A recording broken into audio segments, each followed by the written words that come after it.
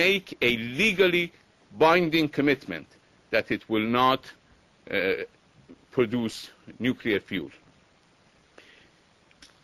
Now, they say they need Security Council to bring Iran into to the negotiating table. The question must be asked, how many proposals have been made that have been rejected by Washington? If the Security Council really wants to begin a process of serious negotiations with two objectives, one is to guarantee the rights of a member of the NPT, and the other is to guarantee that Iran's program will remain exclusively peaceful.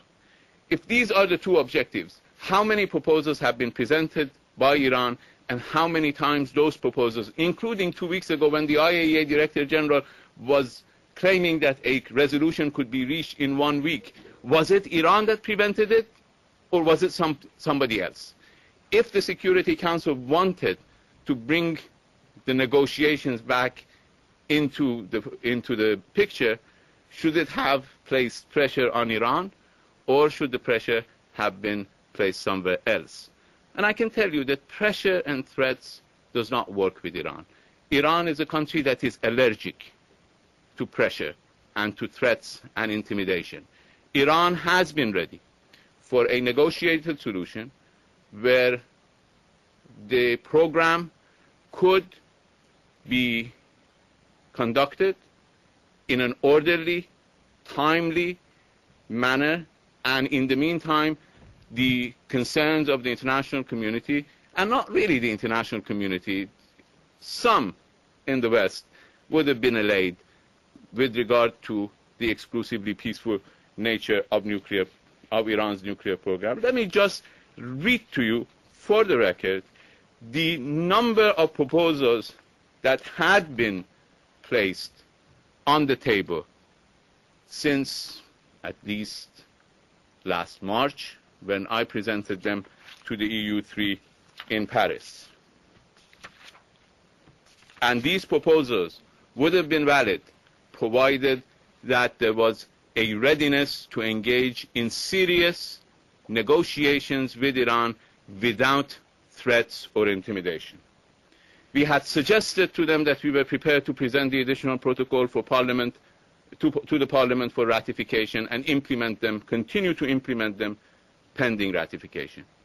We had suggested to the EU3 that we were prepared to have continuous on-site inspection by the IAEA on our more sensitive facilities. We had suggested to them that Iran was prepared to introduce legislation to permanently ban the use, production and development of nuclear weapons. We had suggested to them that Iran was prepared to work with them on export control. We had suggested to them that Iran was ready to declare and to commit itself to an open fuel cycle to remove any concern about reprocessing and production of plutonium.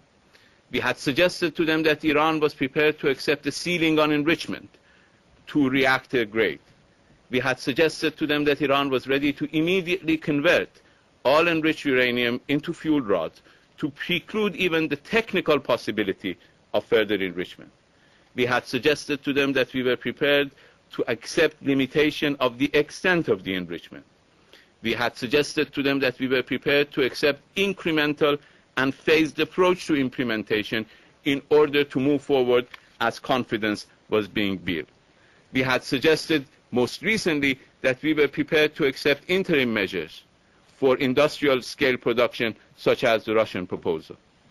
We had suggested to them that in the statement by the President in the General Assembly that Iran was prepared to accept international partnership in order for anybody who had any concerns to be on the site participating in Iran's nuclear program to ensure that it was exclusively for peaceful purposes. These are not suggestions that would be made by anybody who had any ulterior motives in mind.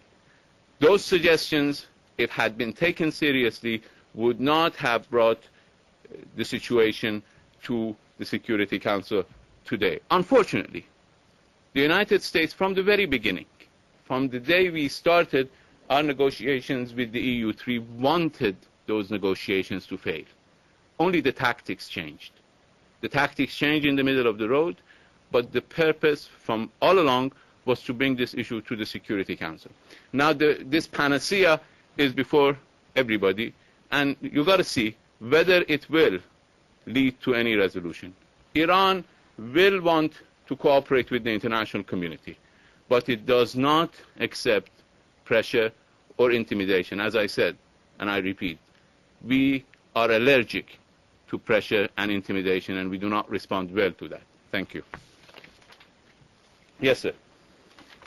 Ambassador, welcome to this briefing and giving us the opportunity to speak with you after this long day. I just wanted to know, despite all that you say and all that you have done, Iran has done, the Security Council has unanimously passed a presidential statement wherein it has asked Iran to stop enrichment, and it has asked IAEA to verify it. The one thing that you said it has been done over and over. Will you still now allow IAEA inspectors to come in and once and for all verify that Iran's nuclear program is peaceful? This is basically the bottom line. Well, the question of IAEA being able to come to Iran and verify Iran's program was never a problem. Iran had gone beyond even the additional protocol in allowing IAEA to come and visit military sites without any relations to any nuclear activity. We allowed the IAEA to make several visits simply to investigate baseless allegations. And time and again, including the latest report of the Director General, it shows that those allegations, once investigated, proved to be wrong. Now, it is claimed that Iran had 18 years of concealment.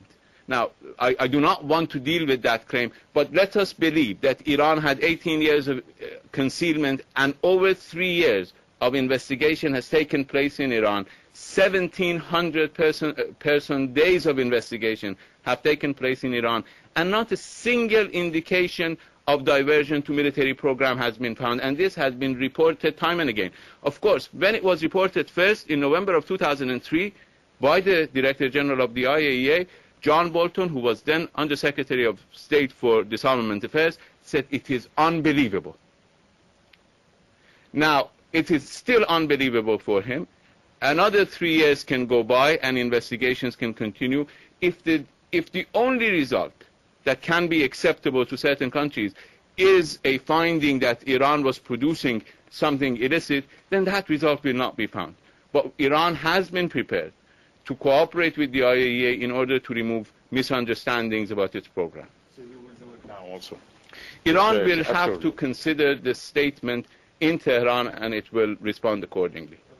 Ambassador? Yes, sir. So will you then continue your enrichment process?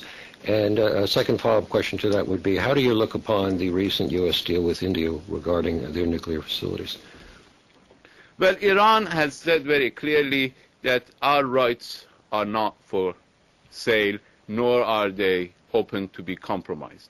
Iran insists on its right to have access to nuclear technology for exclusively peaceful purposes. We will not abandon that claim to our legitimate right. As far as your second question, I believe the attention to that particular relationship is overblown. The fact is that for several years, the United States has had a nuclear cooperation agreement with Israel, which is a possessor of nuclear weapons, according to which Israeli scientists have been able to cooperate and have access to American nuclear scientists and nuclear know-how. I do not know why this new case. This is just a continuation of a trend which in fact punishes people for being member of NPT and rewards countries for not having accepted this universal instrument. Yes, ma'am. Thank you. The final draft allows 30 days instead of 14 for the next report of the inspector. Does it make any difference for Iran? What is Iran prepared to do in this month until the threat comes again?